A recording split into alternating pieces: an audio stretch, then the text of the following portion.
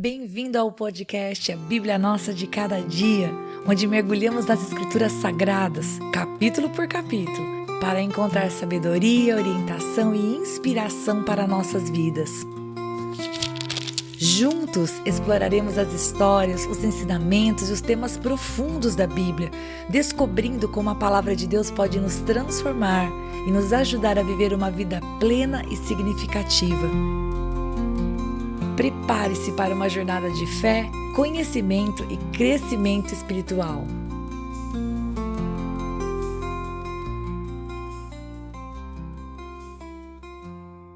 Hoje nós vamos meditar em Levítico capítulo 6.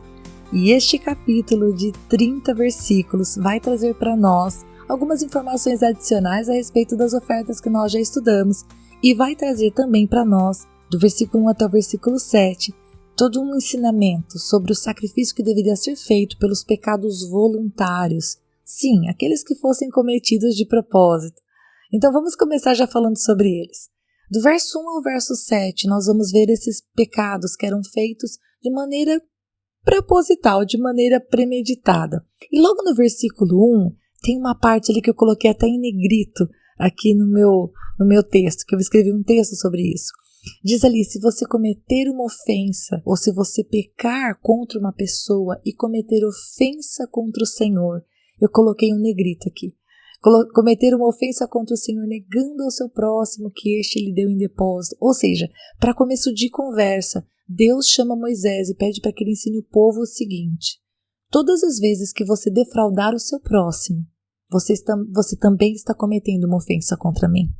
E aquela consciência, esta ideia, este conhecimento, talvez fosse novo para aquele povo. Eles estavam saindo de uma cultura onde talvez não houvesse essa consciência da responsabilização dupla dos seus erros cometidos. Afinal de contas, se a pessoa está cometendo um pecado que não é involuntário, ou seja, algo que ela fez de maneira proposital, de maneira premeditada, ela é mais do que responsável pela decisão que tomou.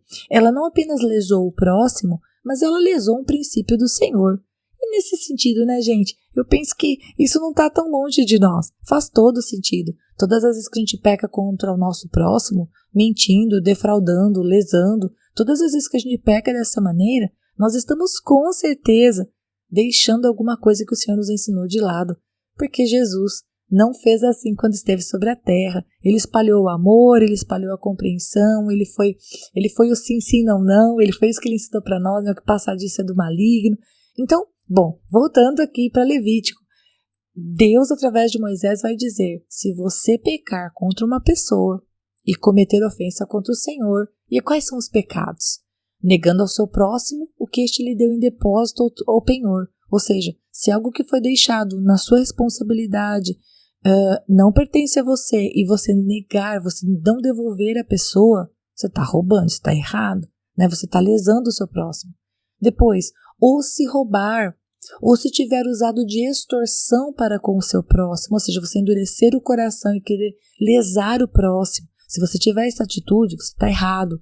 Ou, se você tiver achado um objeto perdido e negar com falso testemunho, né, dizendo, olha, eu não achei, né, o tal do achado não é roubado, né, aqui está dizendo, o Senhor está dizendo, se você achou e sabe a quem pertence, você não pode negar, você não pode jurar, não, eu não achei esse animal. Ao contrário, se você achou algo perdido, pode ser até o seu inimigo, você tem que devolver. Ou, por último, né, se você fizer alguma coisa de todas as outras em que se costuma pecar. Preste atenção que o que Moisés está dizendo para nós com essa frase é que aqui o Senhor ele não está exaustivamente listando todas as nossas maneiras de pecar, porque vamos dizer que somos bem criativos em desobedecer também, não é verdade? Quando não estamos próximos de Deus, desobedecemos de várias maneiras. Então, o Senhor Deus não está aqui, através de Moisés, sendo exaustivo nos exemplos. Então, ele, de maneira resumida, ele diz, ou fizer alguma outra coisa de todas em que se costuma pecar. O que ele está dizendo, em outras palavras, é tudo aquilo que é feito, que não tem aliança comigo. Todas as outras coisas que vocês fizerem, que vêm da carne, que vêm da vontade, que vêm do seu ego, do seu eu, da sua vontade, é pecado. Se não anda comigo, é contra mim. Então o Senhor disse, se for feita alguma destas coisas, precisa restituição. não dá para simplesmente dizer desculpa, foi sem querer. Não, não, não. Ele vai dizer assim, ó, será pois, versículo 4, que se você tiver pecado, você vai retribuir essa pessoa. Então diz assim, essa pessoa retribuirá aquilo que roubou, ou que extorceu, ou o depósito que lhe foi dado, ou o perdido que achou, ou tudo aquilo sobre o que jurou falsamente. E preste atenção que o Senhor vai dizer no verso 5. Restituirá por inteiro. Então, aquilo que a pessoa lesou a outra, ela teria que dar por inteiro de volta. E a isso acrescentará a quinta parte. Agora nós vamos voltar para a quinta série, hein, galera? Quinta parte é quanto? É 20%. Então, a pessoa teria que dar ainda o dízimo em dobro, porque o dízimo é a 10ª parte. Ela teria que dar 2 vezes o dízimo. Ela teria que dar 20% de restituição por ter feito uma maldade contra o próximo. Então, a restituição era isso. Devolver o que foi roubado. Devolver algo a mais por ter causado o dano moral, emocional, o desgaste. E, além disso, ela deveria se consertar com Deus, porque ela não pecou somente contra o próximo. Ela entregaria isso, a oferta, né, a quem pertence, quando viesse trazer oferta pela culpa, e então ela ia trazer a oferta pela culpa, que seria o quê? Um rebanho, né, do rebanho um carneiro sem defeito, avaliado certinho pela oferta pela culpa, e ela ia trazer para o sacerdote. E aí, então, o pecado dela seria perdoado. Então, a gente observa que nesses primeiros 7 versículos, o Senhor está querendo alinhar uma coisa com o povo. Né? Vamos pensar 2 vezes antes de lesar o próximo. Você está me ofendendo, você está fazendo contra mim, né? É meu filho também, é criatura minha também, né? E, além de se consertar com o próximo, teria que se consertar contra Deus. Agora, daí para frente, do versículo 8 até o 13, a gente vai ver o que, gente? A gente vai ver alguns regulamentos sacerdotais para as ofertas queimadas. Então, agora, o Senhor vai acrescentar alguns detalhes em relação ao holocausto e tudo mais. Então, por exemplo, a oferta queimada, gente, ela tinha que ser diária ou contínua. Ou seja, tinha lá 2 carneiros, um sacrifício pela manhã e outro ao pôr do sol. Essas ofertas queimadas, gente, também eram adicionais, elas podiam ser feitas nos sábados, nas luas novas ou nas ocasiões de festas religiosas. Mas uma coisa importante, o fogo devia ficar aceso continuamente. E essa queima contínua das ofertas significava mesmo, gente, a dedicação do povo a Deus, né? Aquela entrega contínua. E nesse momento a gente vai ver, né, nesse momento do texto, a gente vai ver certas instruções nessa passagem que vão se relacionar especificamente aos sacerdotes. Porque antes a gente já tinha visto alguma coisa sobre o significado, como que tinha que ser o animal, mas aqui era especificamente a ele, né? E ao indivíduo comum, vamos dizer assim, ele não era permitido a ele tocar nas coisas santas ao Senhor. Então, é realmente orientações para os sacerdotes. E do verso 24 até o 30, a gente vai ver alguns outros regulamentos aí sobre os sacerdotes também, né, para os sacerdotes, a respeito das ofertas pelo pecado. Porque sim, os sacerdotes podiam comer as ofertas pelo pecado, como a gente já viu hoje, mas tinha algumas condições. Inclusive a questão de estar em santidade, né, que é muito importante. Talvez a gente lendo o texto possa parecer estranho, possa parecer muito zelo, mas o Senhor vai deixar claro aquilo que a gente já viu antes. Sem santidade, eles não poderiam tocar nessas ofertas. Se sujasse a roupa, deveria ser lavada, porque eles tinham uma roupa especial para remover as cinzas e para cuidar das coisas do Senhor. Tudo era feito para o Senhor com muita ordem, muita organização, muita decência.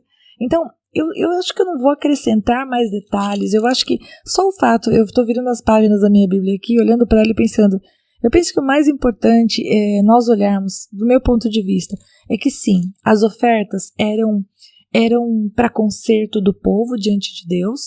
As ofertas também tinham a intenção de consertar o que pecou com o seu próximo, ou quando eram as ofertas em que eles podiam ter comunhão, glória a Deus, sentavam para comer as ofertas juntos, mas principalmente, ligar o homem a Deus, restaurá-lo.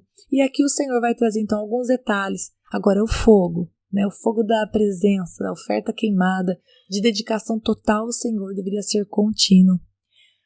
De certa maneira, assim como nas nossas vidas, porque, claro, Jesus ele se entregou completamente. Na verdade, quando a gente falou da oferta do holocausto, nós apontamos ela para Cristo. Não somos nós que morremos, não fomos nós que morremos na cruz. O Senhor Jesus morreu por nós na cruz, então a gente não precisa mais morrer. Mas você concorda comigo? E se você assistiu aquela pregação do pastor Max que eu indiquei lá no pra começo de conversa, você ouviu falar sobre morte. Nós também temos que morrer todos os dias. Temos que nos entregar como um sacrifício santo e agradável ao Senhor, continuamente. Assim como o fogo da oferta, do holocausto, tinha que estar continuamente aceso diante do Senhor. Também nas nossas vidas tem que ter a oferta entregue de manhã e também no fim da tarde, para queimar diante do Senhor e para que não vivamos mais nós, mas viva Ele através de nós. Então o nosso jeito de falar vai ser o jeito dele, o nosso jeito de pensar vai ser o jeito dele, o nosso jeito de agir vai ser o jeito dele. E toda vez que a gente fizer diferente disso, a gente volta ao caminho do arrependimento e pede ajuda ao Espírito Santo, porque tudo é dele, é para ele e é por meio dele. Tudo na nossa vida é assim. Se você já algum dia entregou a sua vida para Jesus, você já entendeu que é uma bênção pertencer a este Deus de amor e é uma bênção tocar a nossa vida na marcha de Jesus, sabe? Tocar a nossa vida fazendo as coisas, consultando o Senhor, perguntando a opinião dele, desejando estar no centro da vontade dele.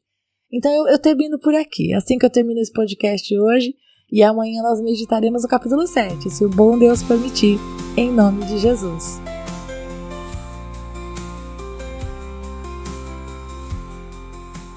E se você ficou até agora, não vai embora não. Agora é hora de você curtir, comentar, compartilhar esta palavra, porque se ela abençoou você, ela pode abençoar outra pessoa também.